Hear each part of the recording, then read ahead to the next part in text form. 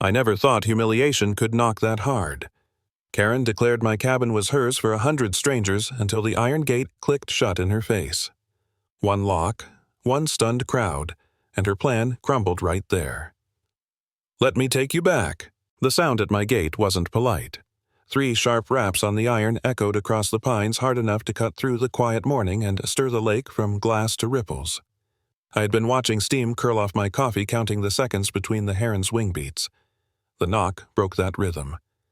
On the porch table, my grandfather's pocket watch glinted in the low light. Its glass carried a hairline scratch one I'd traced with my thumb since I was a boy. He used to say the land hummed if you let it. I felt that hum now steady beneath the clang of my gate. Beyond the bars stood a silver SUV, 2 white vans idling behind it, hazard lights blinking like tired metronomes. The vans brimmed with folding chairs and coolers. Karen Hollis stepped forward, clipboard hugged to her ribs as if it were a shield. Behind her loomed Mitch Jawset, arms crossed, the kind of man who thought every problem required leverage. "Good morning, Elias," Karen said brightly, but her eyes didn't match. She pitched her voice so the neighbors gathered along the road could hear. Sundresses, polos, boat shoes, phones already aimed. "We're here for the retreat. Check in at 10. "Retreat?" I repeated, letting the words sour on my tongue. "Wrong gate." Karen smiled, wider slid a sheet from her clipboard. The page flashed a county seal too glossy for government work and a QR code printed crooked. "Community event permit. 100 attendees, filed and approved. You were notified." I wasn't. I set down my mug. Inside the cabin camera, 2 framed the gate, clean date stamp burning orange in the corner. Years ago, I'd welded that gate with scrolls and bars thick as a wrist. A keypad blinked steady red. It had never failed me. Karen's tone softened the way a teacher does when correcting a child. "We'll need the cabin unlocked, the lakefront cleared, pontoon access ready by noon. Caterers will stage on the right-of-way. Minimal impact to your residence." I thumbed the curve of my watch, felt its familiar weight. "You don't have my email, Karen, and you don't have my deed either, but I do." The whisper traveled the van line, coolers, shifting trays, clattering. Joey, the neighbor boy, coasted up on his bike. He raised one hand halfway in apology. From somewhere down the road, someone lit a grill too early, sending smoke over the scene like a misplaced holiday. Mitch rapped the bars again. "Don't make this hard. It's already hard," I said, stepping to the keypad. The hinge groaned as I swung the gate inward just enough to see Karen's victory flicker. Then I brought the other leaf across, locking both with a clang and thud. Boundaries aren't just lines on paper. Sometimes they're sounds you remember. Karen blinked. "Lias, the permit isn't a right," I cut in. "Not here." I walked inside, opened the fireproof box that smelled of paper and oil. Out came the deed, my name, crisp the amendment stamped with the county seal. Back outside, I held them up so camera 2 could see. "This says it's mine. And this says it isn't in your covenants." A man from the second van muttered, "Wasn't this public once phones shifted toward the paper?" "Not me." Joey stared down at his bike tire. Karen's smile thinned. "Lias, we're neighbors. The bylaws give the association authority to manage common resources. We've done this for years." "You've imagined this for years," I answered. She passed the permit to Mitch. He held it like a warrant. "Scan it," someone called. Another voice. "No bars out here." Nervous laughter. Then a cruiser rolled up, slow lights off. Deputy Cole stepped out, settled his hat with that careful tug. He listened to Karen, first loud stories, go first, then turned to me.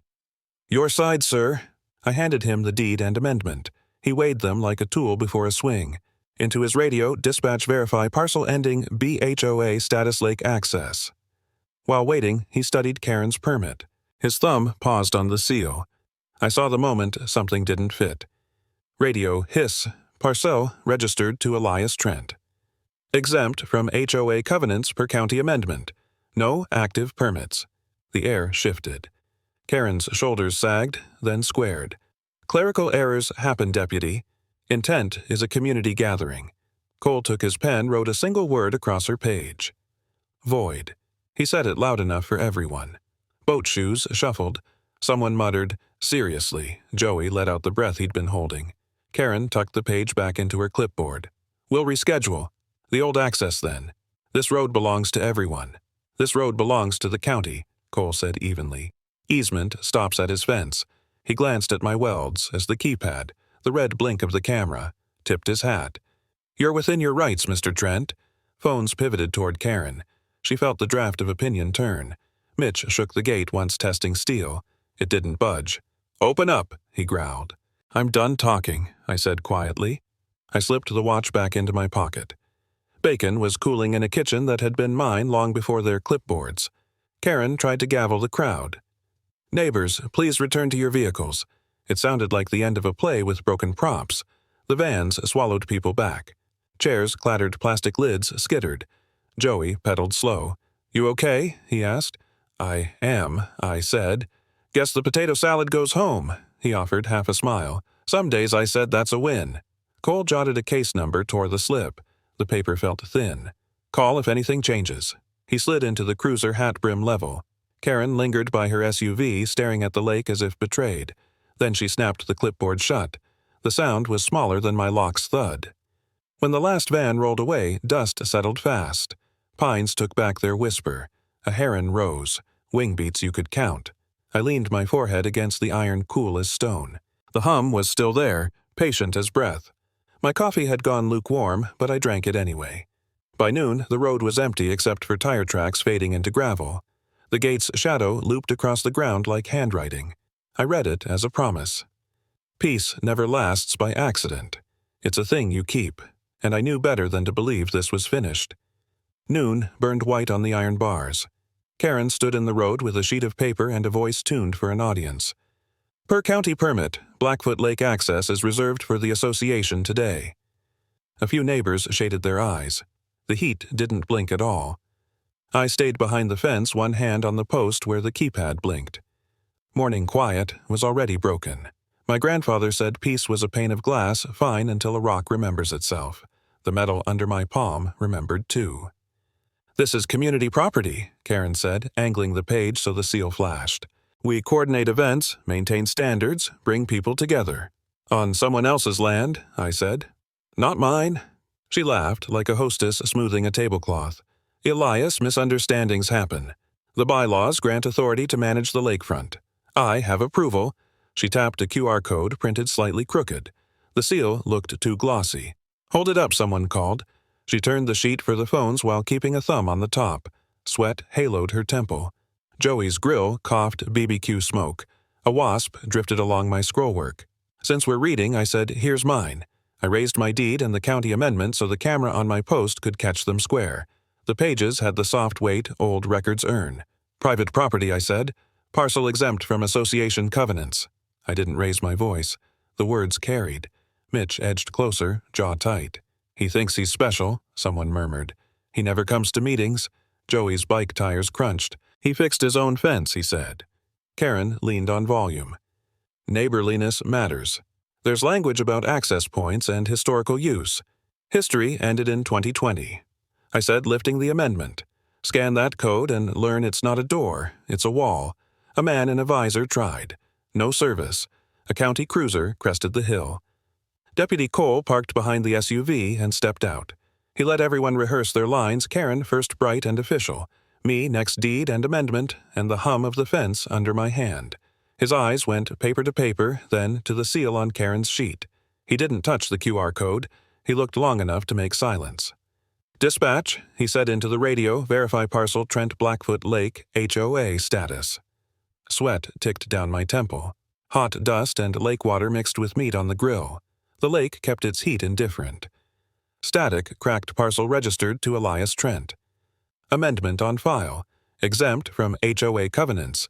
No active event permits. Relief from some annoyance from others. Karen, flushed, recovered. "Clerical errors happen," she said. "The intent is community benefit. May I see the permit, ma'am?" Cole said. She hesitated, then passed it over. He lifted it by one corner, studied the header and seal, angled it to the light. "This document doesn't check out." Phones crept closer. Deputy Karen said if you let one person obstruct shared access, you set a precedent that harms everyone. "No one's obstructing shared access," Cole answered. "There's no shared access at this parcel. County record says so." He handed the sheet back. Karen pinched the edge as if heat might press meaning into it. Then she faced the onlookers. "It's unfortunate," she said louder. "You see how difficult he is? We try to include him. He locks the gate." Mitch slapped the bar.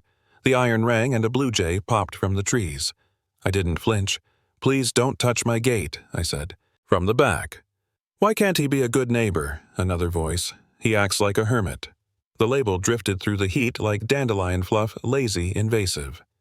I let it pass. The fence kept doing its job. "Folks, there's no event here today," Cole said. "Please clear the road." He nodded to me. "You're within your rights, Mr. Trent," to Karen. "Ma'am, verify locations with the county before you print." A phone slipped hit gravel and kept recording from shin-height iron bars, knees dust. "Let's go," Mitch said. But he stayed. He stared through the bars like there was one more line he hadn't delivered. I let the silence hold him. Neighbors peeled away in twos. He's always been like that. He doesn't wave. He sent back the welcome basket. He fixed my fence post in a snowstorm. Karen gathered her clipboard, pressed the page, flat smoothed her hair. "We'll revisit this," she said. "That's your habit," I said. Mitch hit the bar again. The ring came shorter. Up close, I saw nicked on his knuckle where the iron had grated him. "Don't be that guy someone called." A breeze riffled the lake. Peace was glass and a hum. Today, it was also a verb. I kept my hand on the post. The word came softly, recluse then again, with the satisfaction of a label that feels like it solves a problem. I breathed and let the hum settle me. Whatever they chose would stick for a while. It wouldn't stick to the deed. Mitch leaned in, sweat beading on his upper lip. "Open the gate," he said, quieter now. "I've answered," I said. He stared, then struck the bar a final time. The clang jumped, hit the pines, and fell back in pieces. "Move along, folks," Cole called. "Keep the lane clear." People began to go. Karen's SUV door thunked. She paused, looked at the lake, and climbed in. Mitch stayed one heartbeat longer than he should have. "You'll regret this," he said. "I'm on my side of the fence," I said. He slid into the passenger seat and the SUV eased off gravel ticking under its frame. Silence followed what had been said and almost said. Noon burned on the bars. The keypad blinked red. The house behind me smelled of coffee gone bitter. I watched the road until the dust settled, then listened to the hum to the iron cooling to the word they'd picked for me, riding away in somebody else's car. By evening, the road had cooled and the lake went slate, the kind of gray that holds its breath. A soft knock came at my back door, 2 careful taps, and a pause. When I opened it, Linda Mayfield stood there with a canvas medical bag and a takeout cup that smelled like the diner down in Helena. "You look like the day got the first swing," she said, stepping in before I could argue. She set the coffee by the sink and laid a folded towel on the table as if she owned the table and the night, then patted it. I sat. The kitchen light hummed. She snapped a cold pack, wrapped it, and pressed it against the cheekbone I hadn't admitted was tender. Condensation beaded and ran over her knuckles.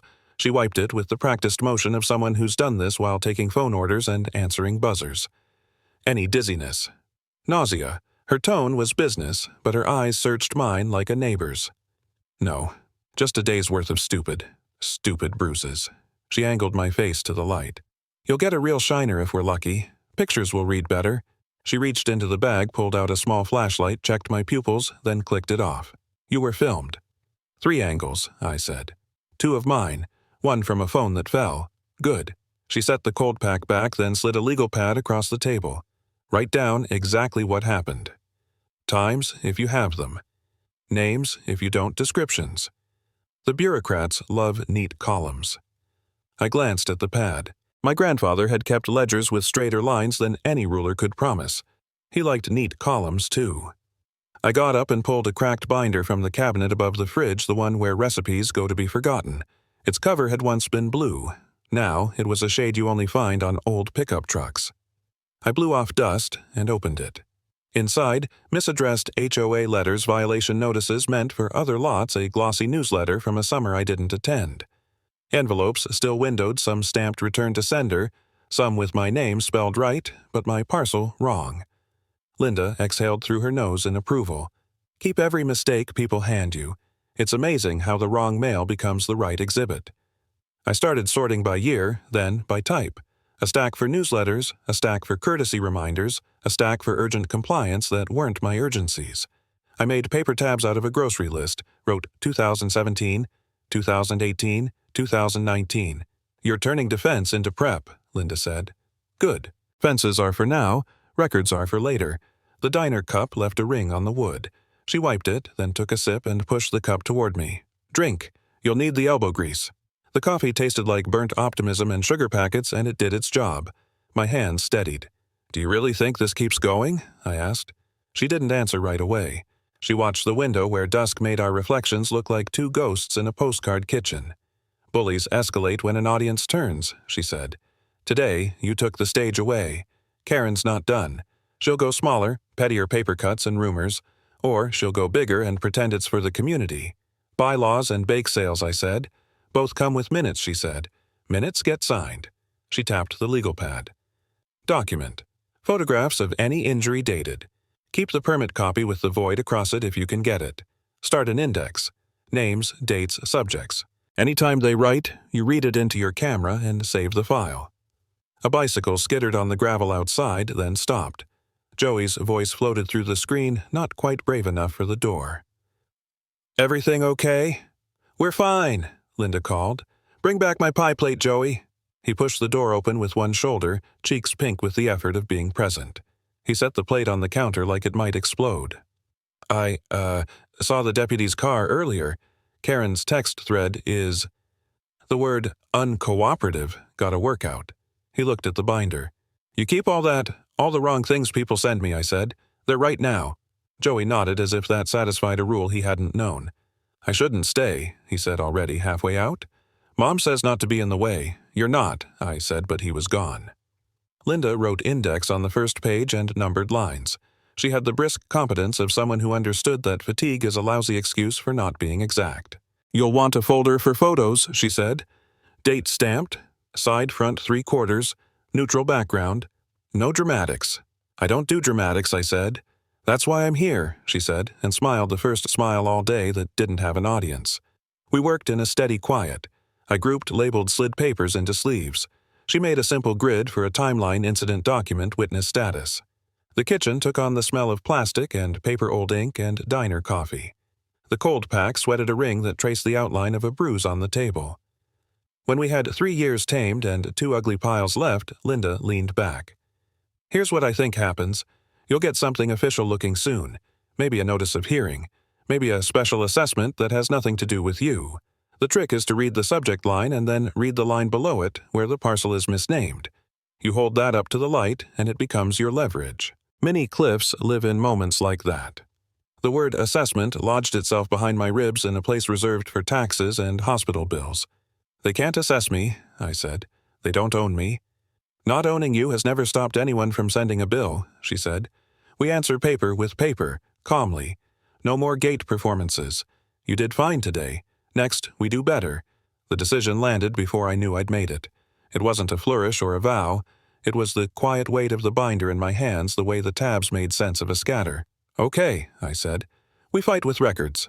Linda nodded like a foreman satisfied a beam was level. She stood packed the bag. "I'll stop by tomorrow with a camera better than your phone. And ointment. You'll look worse before you look better." She opened the door and let the cold drift in. The lake had gone from slate to ink. Joey's porch light blinked on like a timid star. "Lock up," she said, and left with the confidence of someone who leaves things better than she found them. I rinsed the cup, set it upside down to dry, and carried the binder to the study. The fireproof box thumped when I slid it inside. The house exhaled, settling. On my way back, I stopped at the mailbox out of habit. The flag was down, but the door felt a little too tight the way it does when there's more inside than should be. I pulled a handful of envelopes into the porch light. Grocery circular, a glossy HOA newsletter, and a windowed notice with my name spelled right and subject special assessment fee floating above a block of text. The hum under my feet didn't change. My pulse did. I turned the envelope over, saw the return address, felt the weight. Paper is lighter than iron and cuts all the same. I took a breath, slid it into the binder, and went to find a pen. Dusk laid nickel light across the bars of my gate enough to catch a phone lens and make iron look colder than it was. Karen had gathered a smaller audience this time, 2 cars, a couple on a walk, a neighbor kid pretending his phone wasn't recording. She stood by her SUV with the clipboard again chin high like there was a podium somewhere I couldn't see.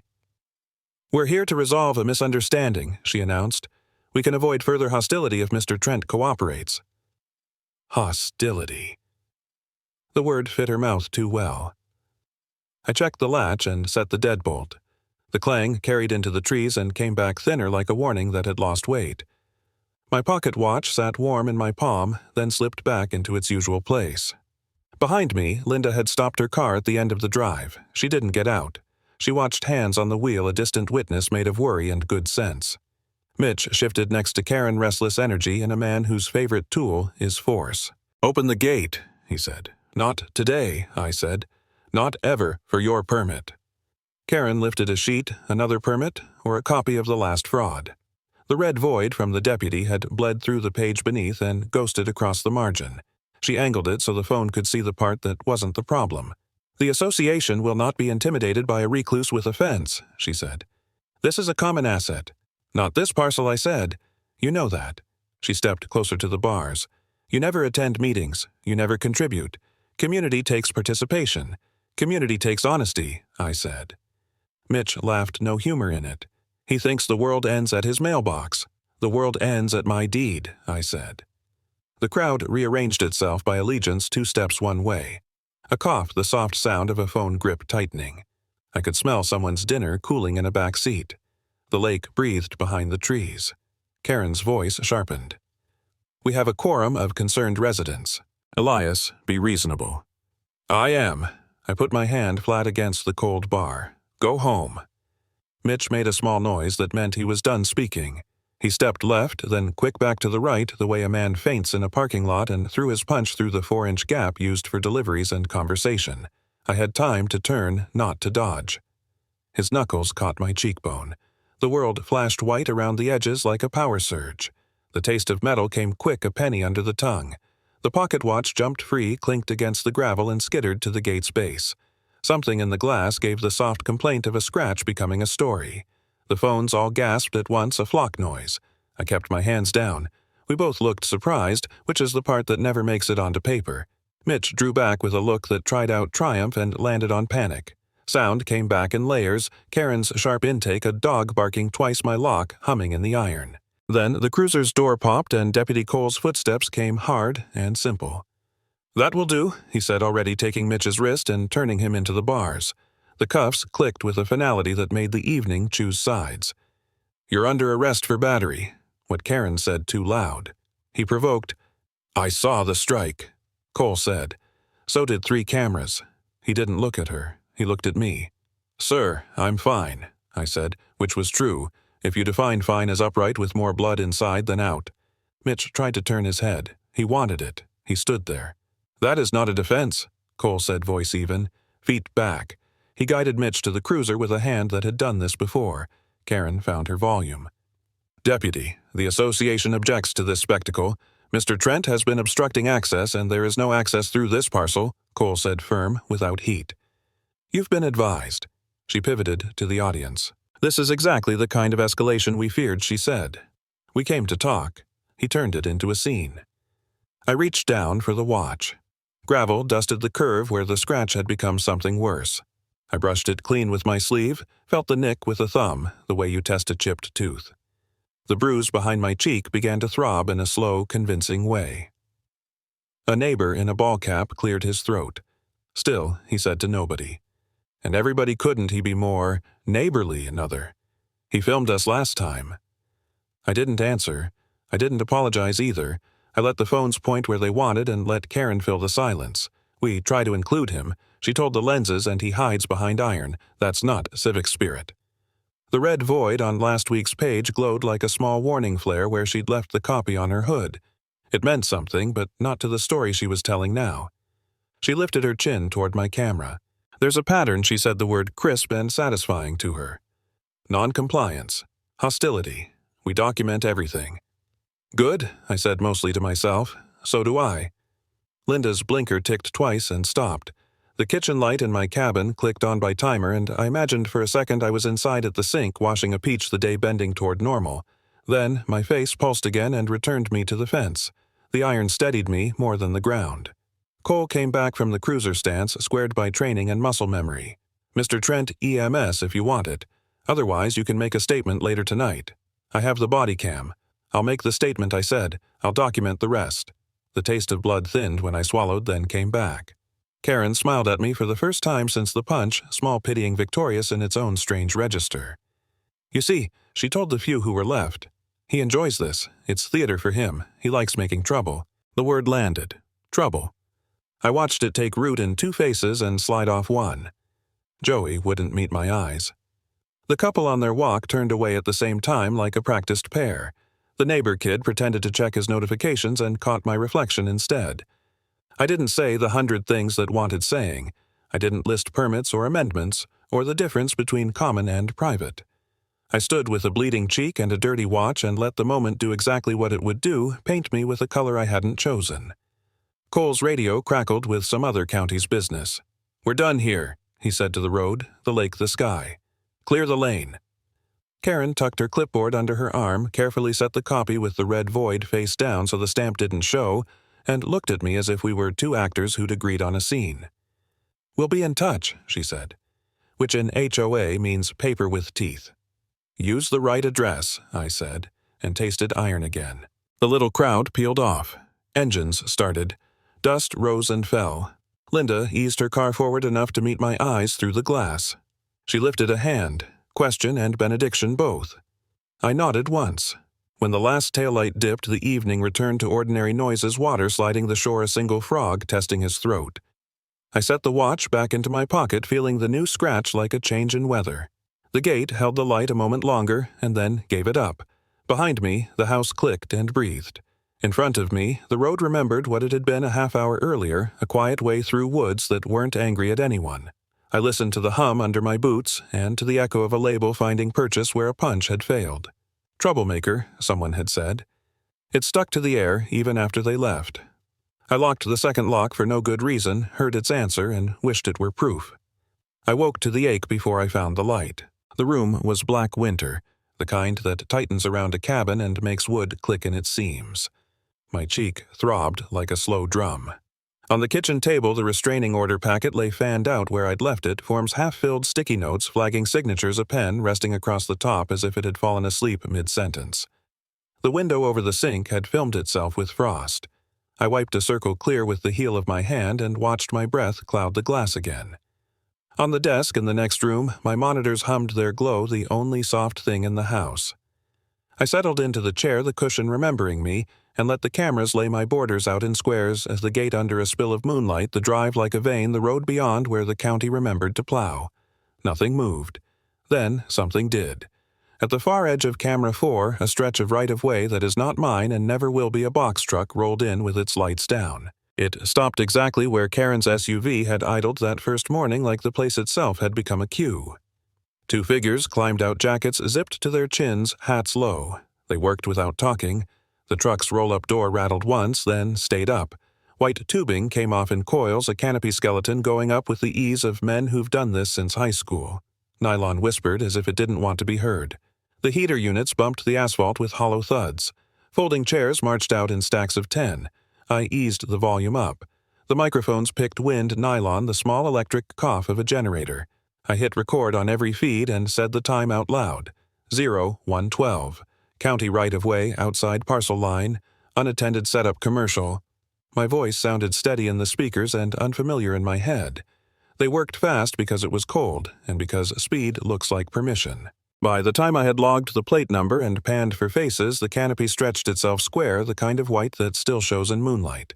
The chairs made rows like teeth. One of them zip-tied a patio heater to a sapling that had no business carrying anyone's party. The sapling bowed. I thought of Linda Bully's Escalade. They don't quit. The truck left as quietly as it had arrived. Tail lights slid out of frame. The canopy stayed smug and straight, claiming everything without touching me at all. I sat there for the length of a held breath and felt two things at once, the humiliation of being ringed in by a joke and the usefulness of a joke that breaks rules. I took the binder to the desk, flipped it to a blank sheet, and wrote a fresh index tab. Spite party. Time, location, plate, names of nothing yet. Then I picked up the phone. Not 911, the other number, the one for problems that wear ties. Sheriff's office, non-emergency. I gave the deputy my case number, my parcel, my coordinates, the description.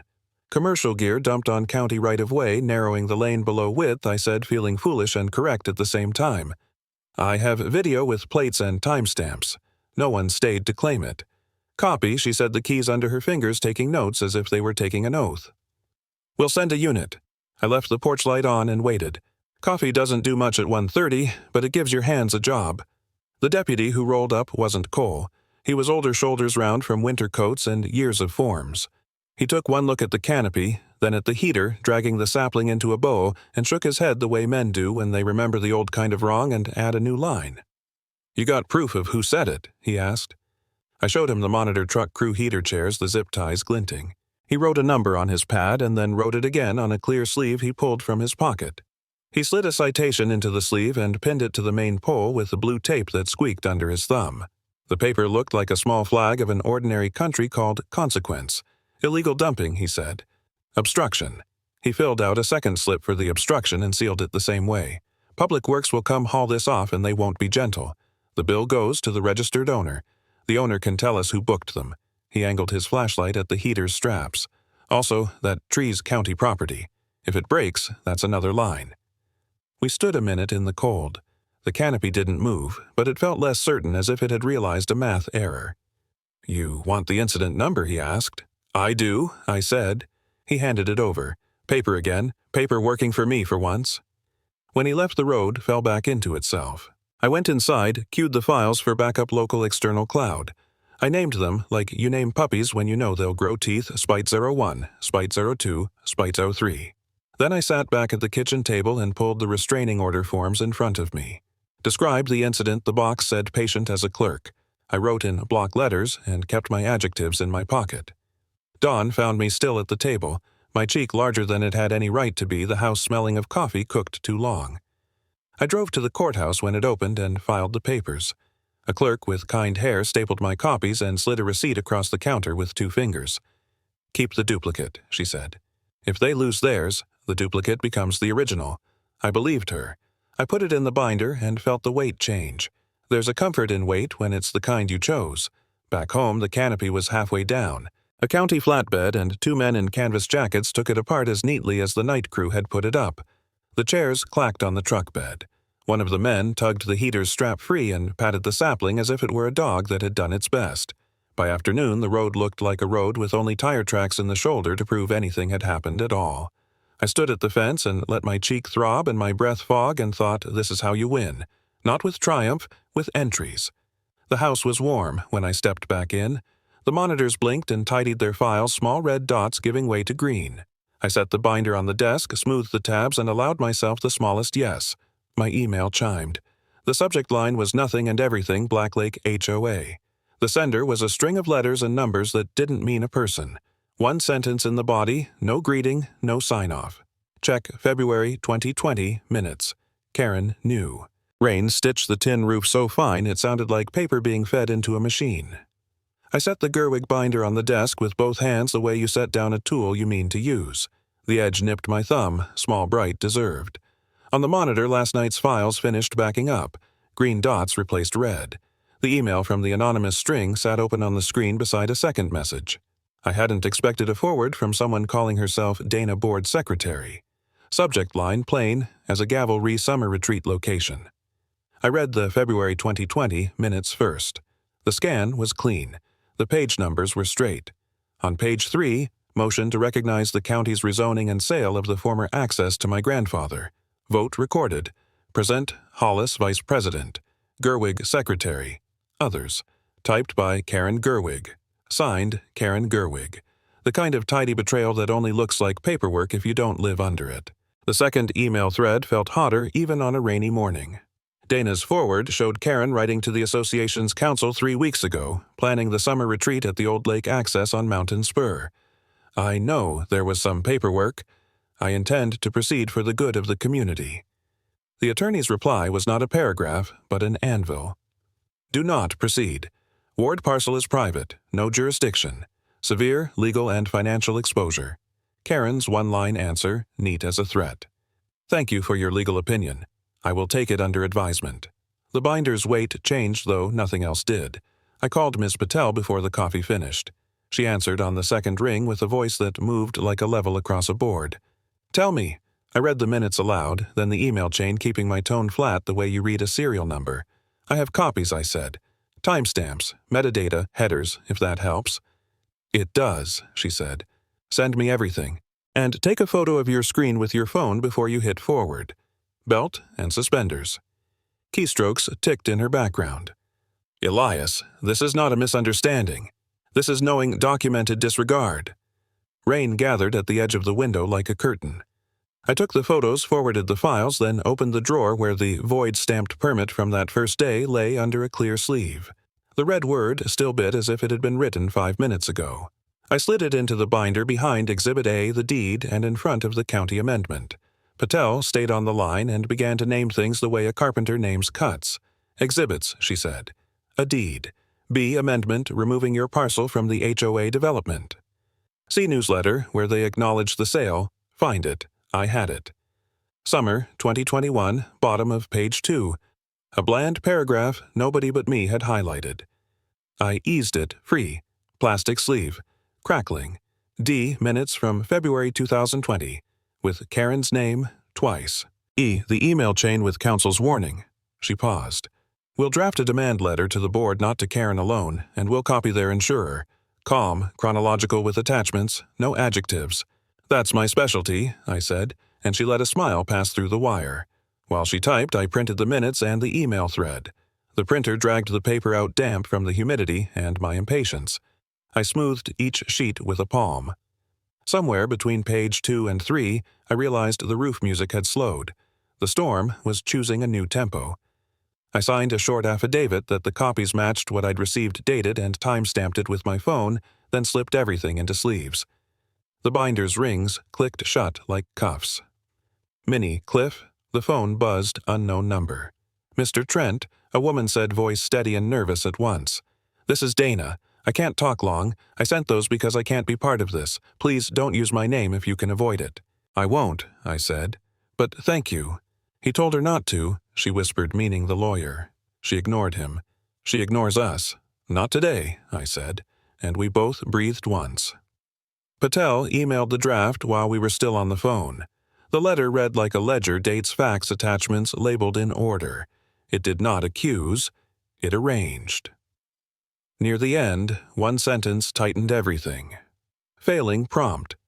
Corrective action by the board, including removal of Ms. Gerwig from authority and written acknowledgement of Mr. Trent's private rights, we are prepared to file a multi-count civil complaint naming the association and individual directors for breach of fiduciary duty and knowing misconduct. That last phrase, she said, gets their insurer's attention. Directors hate paying for presidents. We sent it certified and by email to every board member except Karen. Patel CC'd the HOA council and, per her habit herself, on paper printing, signing, scanning. They'll call a meeting within 48 hours, she said. You will not attend. Let evidence be the loudest person in the room. Quiet is my strong suit, I said, even as my thumb found the fresh cut from the binder's edge and worried at it. Afternoon softened to a dim that felt like evening. The rain returned in a new pattern, less steady, more interrogative. I made a second copy set and locked it in the safe with the watch and the amendment and the old photographs that have nothing to do with law and everything to do with why law matters. The pocket watch ticked faint through metal, a sound that doesn't care about bylaws. By nightfall, Patel texted emergency session confirmed for 7 p.m. I walked the porch just to hear the boards complain. A single car rolled past without slowing. Inside, I opened the laptop and saw, because people are people, a chain of emails between neighbors whose reply all fingers were faster than their caution. Words like liability and coverage appeared. Someone asked if personal homes could be at risk. Someone else wrote, "We trusted her." The thread trailed off the way a rope does when somebody lets go. I made tea so late it felt like breakfast. The roof answered the kettle. At 7:43, my phone pinged Patel again. In session. Council present. You were right to stay out. At 8:12, Vice President grilling. Treasurer pale. At 8:37 minutes being read aloud. Secretary confirms presence in 2020. At 8:51, Council repeats his prior warning on the record. Between 8:51 and 9:06, the rain stopped completely, as if the house were holding its breath for me. The silence let me hear small things: the refrigerators relay a mouse in the wall reconsidering a plan. Then, at 9:14, motion drafted. At 9:22, vote proceeding. My thumb bled again where the paper had kissed it. I pressed it against the edge of the desk and held still. At 9:29, passed, 41. Authority removed pending further review. Settlement committee appointed. I sat down, without remembering I'd stood up. The catharsis wasn't a shout. It was the sound of a load redistributing from your shoulders to a ledger. The phone rang. "Joey, they're talking settlement," he blurted, voice high with news he couldn't hold. "Like real settlement. They want this gone." I looked at the binder at the sleeves at the neat red word that once meant humiliation and now meant proof. The rain started again, polite this time. "I know," I said. "Let them talk." They came just after 9, 3 board members in summer clothes that didn't fit the errand, clutching a manila envelope like it might jump. The treasurer, Mr. Blakely, a retired accountant whose hands usually knew what to do, held the packet with his fingers pressed along the edges to keep the papers flat. Behind them, 2 sedans idled at the end of my drive. Curtains lifted on both sides of the lane. Morning light ran bright along the porch rail and set the dust motes to work. I opened the screen and stayed in the doorway. "Morning," I said. Mr. Trent Blakely began, then stopped to breathe. He tried again. "Elias, we'd like to—" He held up the envelope. "We have documents." He spread them on the porch table I'd wiped for coffee. The top page wore a blue notary stamp and a ribbon like the county favors when it means to be taken seriously. The embossed seal caught a blade of sunlight and flashed, then settled. Stacked beneath it were signature pages and a cover letter with 3 names typed small and careful. Before I read, a familiar car turned into the drive and parked beside my truck. Linda stepped out with a grocery bag tucked in one arm and a small brown tube in the other. "Morning," she said, calm as weather. She slipped past the board to my side and set the ointment on the table like a flag for common sense. "This," Blakely said, tapping the top page, "is a covenant of non-interference and an estoppel declaration recorded with the county. The association relinquishes any claim to your parcel. Forever. No easements implied, no implied access, no event rights. It references your deed and the amendment. It's signed by a quorum and notarized." "May I?" Linda asked. She lifted the page by its corners and read aloud the parts that matter to people who don't read for sport. Her voice carried to the edge of the road where the neighbors who weren't looking at us were listening anyway. "The association acknowledges that Parcel 7B, recorded to Elias Trent, is exempt from all covenants and restrictions of Blackfoot Lake HOA by order of county amendment dated October 2020, and that the association and its members shall not assert, imply, or attempt to exercise any authority, access, or control over said parcel now or in the future." She looked up. "That's plain." Blakely nodded, some color coming back. "We've also included a letter for the title companies, and a reimbursement check for your documented costs." He slid an envelope across the table with a hand that still shook. The check edge peeked from the window like the corner of a truce. "Who asked for this?" I said. I knew the answer, but this was a day for record-making. "The board," he said. "Our counsel, our insurer," he added lower. He glanced at his fellow director. A woman who'd spent last summer reminding people about garbage cans and now looked like she'd learned to swim overnight. "We can't afford this." His eyes moved to the fence, then to the lake, then back to the paper. "We were wrong. Linda didn't say I told you so." She touched the seal, then pointed to a paragraph farther down. "Recordation number goes here." "Good." She tapped the signature lines. "You'll sign again here acknowledging delivery to the property owner." She said it for the neighbors as much as for the men with pens. We stood there with the morning in our pockets and the paper between us. Joey crept up the drive on foot, hands jammed in the hoodie he wore even when it was hot. I heard he said, which meant everyone had. He lifted his chin at the stamp. "Looks official?" "It is," Linda said.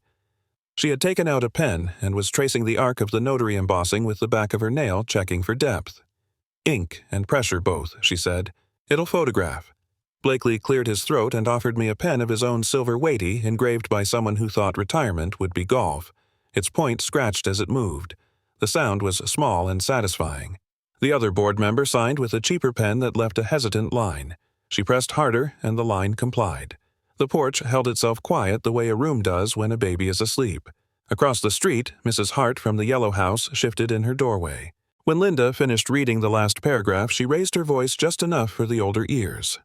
"This is a promise on paper that binds the people who used to bind other people. It's permanent." Mrs. Hart nodded and let the curtain fall back. Somewhere a screen door eased shut. Blakely slid the check toward me again. This doesn't fix everything, he said, but it's what we can do today. I didn't pick it up.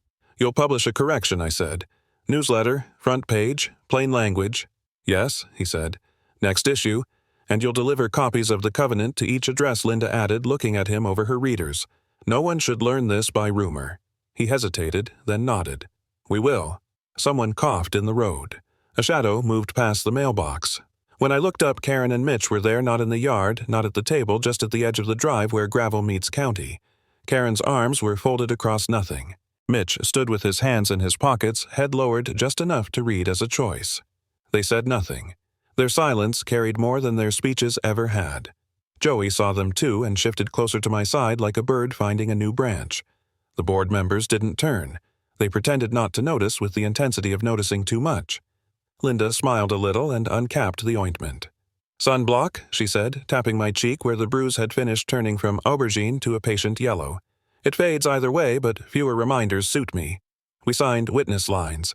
The notary stamped again, the metal press making a soft click that sounded like two pieces finding their correct edge. Blakely recapped the silver pen and held it a second longer than necessary, as if strength might travel through chrome. Thank you for coming to the table, he said.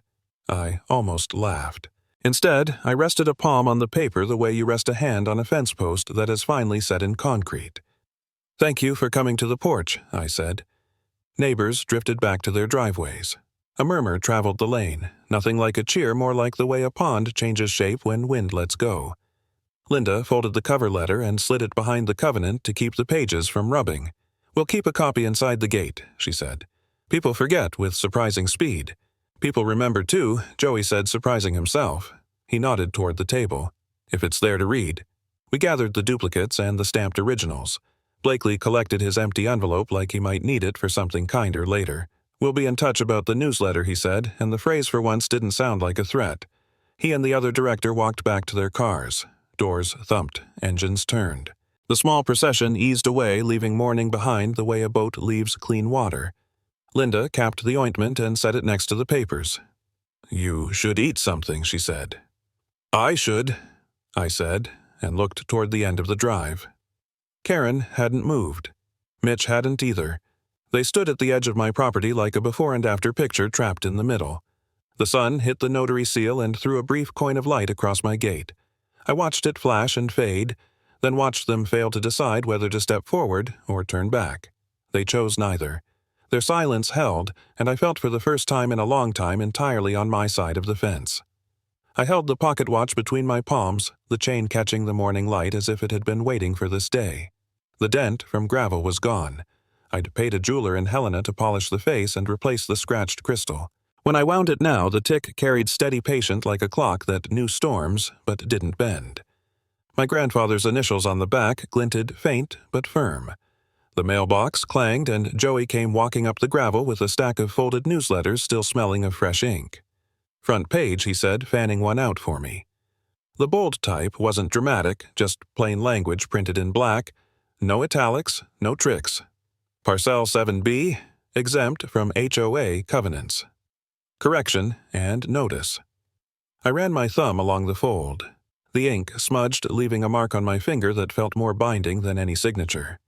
The gate hinges squeaked as I opened them wide. I pinned a laminated copy of my deed and the new covenant to the inside bar with 2 brass clips. The paper fluttered once in the breeze, then stilled its county seal catching sunlight. Behind me, barbecue smoke drifted from a neighbor's yard. Someone had set out paper plates on a picnic table. Voices rose easy, not sharp, just people deciding if the potato salad needed more pepper. Deputy Cole stepped forward. Hat tipped back, newsletter rolled in his hand. He glanced at the posted documents, then cleared his throat. By county amendment dated October 2020, and by notarized covenant filed June 2023, he read, voice even. Parcel 7B owned by Mr. Elias Trent is exempt from all HOA covenants and restrictions. He let the words hang there, letting them echo against the metal bars the way they had once echoed in a cramped hearing room. This time, no one argued. Neighbors gathered by the fence. Mrs. Hart with her sun visor, the Millers with their twins tugging at shoelaces, Joey standing taller than he usually dared. Heads nodded quiet at first, then more openly. The newsletters passed hand to hand, the correction spreading like something overdue, but welcome. For years, the association's flyers had come with threats, fines, violations, demands. Today, the ink carried an admission. At the edge of the crowd, Karen and Mitch lingered. Karen's arms were folded, lips pressed tight as if silence might work where shouting had failed. Mitch shifted his weight from foot to foot, the swagger gone, only gravel crunching under boots. No one spoke to them. No one needed to. They turned together and walked down the lane, shoulders squared against a community that no longer pretended not to see. Linda stood next to me, her hand resting on the porch rail. She'd brought coffee in a thermos from the diner, steam curling up like punctuation. "You can breathe now," she said, not as a command, but as permission. I took the cup, sipped, and tasted both bitterness and sweetness, the kind that lingers when something hard has been earned. The gate clicked shut, the deed and covenant rustling softly. I slipped the polished watch back into my pocket and felt its weight settle warm against my palm. Beyond the fence, the lake stretched glassy, holding the sky without a ripple. I heard it, then the low hum I'd only imagined before, land, water, wood all working in their own rhythm. Neighbors drifted back toward the smell of ribs and corn on the cob. Joey stayed a moment longer, squinting at the posted covenant as if memorizing each word. Cole tipped his hat and left. Linda and I sat with our coffee as the sun leaned west, silence folding around us like a quilt. The watch ticked on. The land hummed. For the first time in years, both sounded like hope. By the time the correction ran in the HOA newsletter, the air felt lighter, as if the gate itself had exhaled. My grandfather's watch, once scarred, now ticked clean on my wrist, a reminder that some wounds can be mended. Justice, I've learned, doesn't shout. It files, it stamps, it waits, and when the paper turns, it leaves a door open for healing. We reclaimed our deed not with fists, but with patience, neighbors, and a covenant signed in daylight. If a notice has ever landed on your porch with your name wrong, tell me, how did your street find its way back to fairness?